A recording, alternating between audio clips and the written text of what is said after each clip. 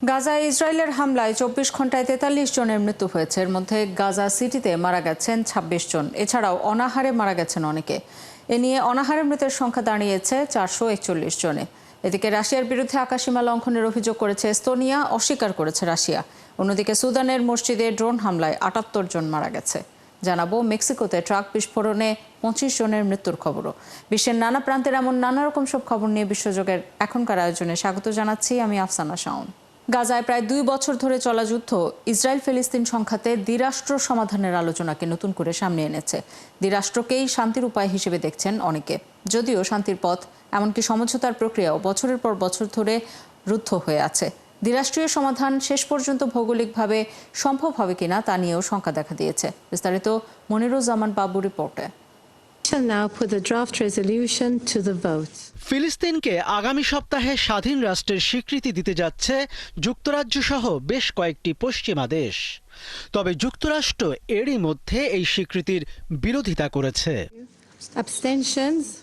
দীর্ঘদিন ধরে চলমান ইসরায়েল ফিলিস্তিনের সংকট নিরসনের সবচেয়ে গুরুত্বপূর্ণ শর্তই ছিল দুই পক্ষের জন্য আলাদা দুটি দেশ।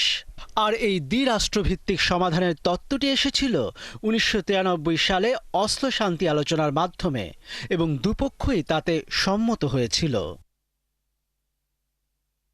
জেরুজালেমকে কেন্দ্র করে দুই জাতির দ্বন্দ্বে ১৯৪৭ সালে আন্তর্জাতিক আইন অনুযায়ী ফিলিস্তিনকে ভাগ করে আরব ইহুদি রাষ্ট্র প্রতিষ্ঠার ব্যাপারে সম্মত হয়েছিল জাতিসংঘ। ইহুদি নেতারা সেই পরিকল্পনা গ্রহণ করেন, যা তাদের ৫৬% ভূমির অধিকার দেয়।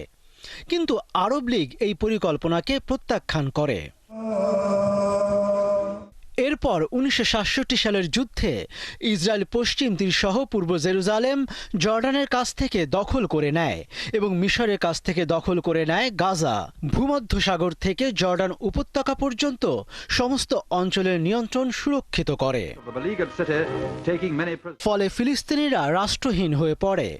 বেশিরভাগই তখন ইসরায়েল অধিকৃত এলাকা কিংবা প্রতিবেশী দেশগুলোতে শরণার্থী হিসেবে আশ্রয় নেয়। বিশ্লেষকরা বলছেন, দুই রাষ্ট্র প্রতিষ্ঠা না হওয়ার অন্যতম বড় বাধা হল ফিলিস্তিনের ভূখণ্ড জোরপূর্বক দখল করে ইসরায়েল অবৈধ বসতি স্থাপন করেই যাচ্ছে। ইসরায়েল ফিলিস্তিন দুই রাষ্ট্র সমাধান হলে ১৯৬৭ সালের সীমানা রেখা চুক্তিকে স্বীকৃতি দেওয়া হবে, যা গ্রিন লাইন নামে পরিচিত। এই সীমানা রেখা অনুযায়ী সীমান্ত নির্ধারণে দুই পক্ষের মধ্যে আলোচনা করতে হবে এবং একে অপরকে ভূখণ্ড ছেড়ে দিতে হবে। আর জেরুজালেমকে ইসরায়েল ফিলিস্তিনের মধ্যে ভাগ করে দেওয়া হবে। মনিরুজ্জামান বাবু, ৭১। ইসরায়েলের উদ্দেশ্যে পাঠানো দুটি অস্ত্রবাহী ট্রাকের প্রবেশ আটকে দিয়েছে ইতালির এড্রিয়াটিক উপকূলের রাভেনা বন্দর। গাজায় চলমান হামলার প্রতিবাদে বন্দর শ্রমিক ও শ্রমিক সংগঠনগুলোর বিক্ষোভের ফলে এই পদক্ষেপ নেওয়া হলো। রাভেনার মধ্য বামপন্থী মেয়র আলেসান্দ্রো বারাত্তনি সাংবাদিকদের জানান, আঞ্চলিক সরকারের সঙ্গে আলোচনার পর বন্দর কর্তৃপক্ষকে তিনি অনুরোধ করেছিলেন যাতে বিস্ফোরক বহনকারী ট্রাক দুটি ইসরায়েলের হাইফা বন্দরের পথে যেতে না পারে। বারাত্তনি বলেন, ইতালি বলছে তারা ইসরায়েলের কাছে অস্ত্র বিক্রি বন্ধ করেছে, কিন্তু আইনের ফাঁকফোকরের কারণে অন্য দেশ থেকে আসা অস্ত্র ইতালির ভেতর দিয়ে যেতে দেয়া কোনোভাবেই গ্রহণযোগ্য নয়। তবে তিনি ট্রাকগুলোর উৎস কিংবা কন্টেইনারে কী ছিল সে বিষয়ে বিস্তারিত কিছু জানাননি। এর আগে ফ্রান্স, সুইডেন ও গ্রিসের বন্দর শ্রমিকরাও একইভাবে ইসরায়েলগামী অস্ত্র পরিবহন ঠেকাতে পদক্ষেপ নিয়েছেন। গাজায় ইসরায়েলি অভিযানের বিরুদ্ধে ইউরোপের বিভিন্ন শ্রমিক সংগঠন ধারাবাহিকভাবে এ ধরনের প্রতিবাদ চালিয়ে যাচ্ছে।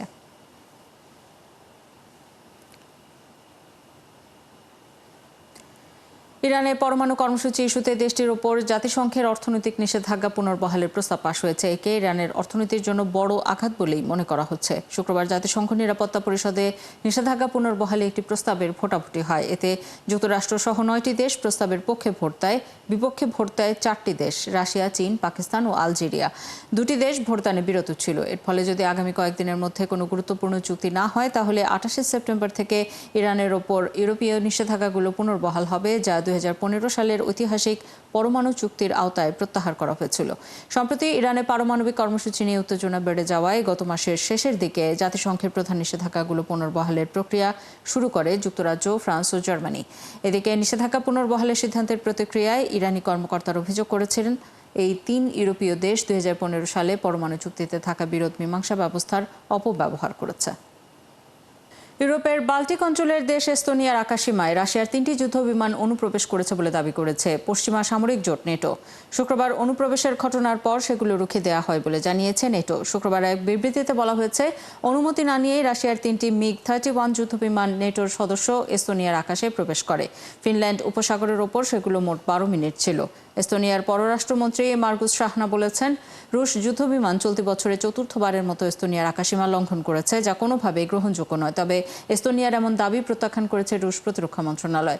মস্কো জানিয়েছে, রুশ বিমানগুলো এস্তোনিয়ার আকাশসীমা লঙ্ঘন করেনি। তাদের দাবি, বিমানের উড্ডয়ন রুটটি ভ্যান্ডলো দ্বীপ থেকে 3 কিলোমিটার বেশি দূরত্বে বাল্টিক সাগরের নিরপেক্ষ জলসীমার উপর দিয়ে চলেছিল। 2 দিন আগে পোল্যান্ডের আকাশসীমায় ঢোকে রাশিয়ার ড্রোন। এর মধ্যে আবার এস্তোনিয়ায় প্রবেশ করল রুশ বিমান বাহিনীর যুদ্ধবিমান। ইউক্রেনের সঙ্গে চলমান যুদ্ধে বর্তমানে কতজন রুশ সেনা লড়ছে সেই সংখ্যা জানিয়েছেন রাশিয়ার প্রেসিডেন্ট ভ্লাদিমির পুতিন। শুক্রবার রাজধানী মস্কোতে টাইম অফ হিরোজ অনুষ্ঠানে প্রধান অতিথির বক্তব্যে এই তথ্য জানিয়েছেন পুতিন বলেন, বর্তমানে রুশ সেনাবাহিনীতে স্টেশনড অবস্থায় আছেন মোট 7 লাখ সেনা। যে কোনো অপারেশনের সময় তাদের মধ্য থেকে উপযুক্তদের বাছাই করা হয়। বাছাইয়ের ক্ষেত্রে তাদেরকেই অগ্রাধিকার দেওয়া হয় যারা স্বেচ্ছায় যেতে চায়। মস্কো সাধারণত রুশ সেনাবাহিনীর সদস্য সংখ্যা সংক্রান্ত হালনাগাদ তথ্য প্রকাশ করে না। সবশেষ 2024 সালের জানুয়ারি মাসে রুশ শিবিরে সক্রিয় সেনার সংখ্যা প্রকাশ করা হয়েছিল, সেটিও পুতিনই জানিয়েছিলেন। তিনি বলেছিলেন, রুশ সেনাবাহিনীতে বর্তমানে সক্রিয় অবস্থায় আছেন 6 লাখ সেনা। এক প্রতিবেদনে রুশ সংবাদ মাধ্যম আরটি জানিয়েছে, গত বছর সেপ্টেম্বরে বাহিনীতে প্রায় 24 লাখ নতুন সেনা যোগ করেছে রাশিয়া। আফগানিস্তানের কৌশলগত গুরুত্বপূর্ণ বাগরাম বিমান ঘাঁটি ফেরত চেয়েছেন যুক্তরাষ্ট্রের প্রেসিডেন্ট ডোনাল্ড ট্রাম্প। তার এই আবদার প্রত্যাখ্যান করেছে তালেবান সরকার। 2021 সালে আশরাফ ঘানির সরকারকে হটিয়ে আফগানিস্তানের ক্ষমতা নেয় তালেবান। ওই সময় বাগরাম ঘাঁটিতে থাকা সবকিছু রেখে পালিয়ে যেতে বাধ্য হয় মার্কিন সেনারা। বৃহস্পতিবার ট্রাম্প জানান, তারা বাগরাম ঘাঁটি ফেরত পাওয়ার চেষ্টা করছেন। তিনি বলেছেন, যুক্তরাষ্ট্র কোনো কিছুর বিনিময় ছাড়াই তালেবানকে এটা দিয়ে দিয়েছে। চীন যেখানে পারমাণবিক অস্ত্র তৈরি করে বাগরাম সেখান থেকে ঠিক 1 ঘন্টা দূরে। ট্রাম্পের দাবি প্রত্যাখ্যান করে আফগান পররাষ্ট্র মন্ত্রণালয়ের কর্মকর্তা জাকির জালালি শুক্রবার বলেছেন, যুক্তরাষ্ট্রের সঙ্গে আফগানিস্তান আলোচনায় বসতে প্রস্তুত আছে, কিন্তু কোনোভাবেই মার্কিন সেনাদের আফগানিস্তানে আসতে দেওয়া হবে না। আফগানিস্তানে প্রায় 8 মাস কারাবন্দী থাকার পর ব্রিটিশ দম্পতিকে মুক্তি দিয়েছে তালেবান সরকার। কাতারের মধ্যস্থতায় তাদের মুক্ত করা হয়। 80 বছর বয়সী পিটার রেনল্ডস এবং তার স্ত্রী 76 বছর বয়সী বার্বি রেনল্ডসকে ফেব্রুয়ারিতে আটক করা হয়েছিল। মুক্তির পর তারা প্রাথমিক চিকিৎসার জন্য কাতারে যাবেন, এরপর সেখান থেকে যুক্তরাজ্যে ফিরবেন। তালেবান পররাষ্ট্র মন্ত্রণালয়ের মুখপাত্র আব্দুল কাহার বালখি জানিয়েছেন, ওই দম্পতিকে যুক্তরাজ্যের বিশেষ প্রতিনিধি রিচার্ড লিন্ডসের কাছে হস্তান্তর করা হয়েছে। রেনল্ডস দম্পতি 1970 সালে কাবুলে বিয়ে করেন। প্রায় 2 দশক ধরে তারা আফগানিস্তানে বসবাস করছেন এবং শিক্ষামূলক কর্মসূচি চালাচ্ছিলেন। পরবর্তীতে তারা আনুষ্ঠানিকভাবে আফগান নাগরিকত্ব পান। তবে ফেব্রুয়ারিতে তাদের আটক করা হয়েছিল।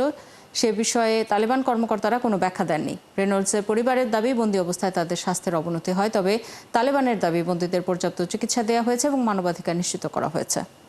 পারমাণবিক অস্ত্রধারী প্রতিবেশী পাকিস্তানের সঙ্গে সৌদির চুক্তি নিয়ে প্রতিক্রিয়া জানিয়েছে ভারত। শুক্রবার সাপ্তাহিক প্রেস ব্রিফিংয়ে সময় ভারতের পররাষ্ট্র মন্ত্রণালয়ের মুখপাত্র রণধীর জয়সওয়াল এ নিয়ে সরকারের অবস্থান তুলে ধরেন। তিনি বলেন, ভারত সৌদি আরব এবং পাকিস্তানের মধ্যে একটি কৌশলগত পারস্পরিক প্রতিরক্ষা চুক্তি সইয়ের ব্যাপারে অবগত হয়েছে। ভারতের জাতীয় নিরাপত্তার পাশাপাশি আঞ্চলিক ও বৈশ্বিক স্থিতিশীলতার জন্য এই চুক্তির প্রভাবগুলো বিবেচনা করা হবে। এ সময় সৌদি আরবের সঙ্গে ভারতের কৌশলগত অংশীদারিত্বের কথাও তুলে ধরেন তিনি, যা গত কয়েক বছরে আরও গভীর হয়েছে। জয়সওয়াল বলেন, নয়াদিল্লি আশা করে রিয়াদ পারস্পরিক স্বার্থ এবং সংবেদনশীলতাগুলো মনে রাখবে। এর আগে বৃহস্পতিবার পররাষ্ট্র মন্ত্রণালয় এক বিবৃতিতে জানিয়েছে, দেশের জাতীয় স্বার্থ রক্ষা এবং সকল ক্ষেত্রে সার্বিক জাতীয় নিরাপত্তা নিশ্চিত করার জন্য সরকার সব পদক্ষেপ নেবে।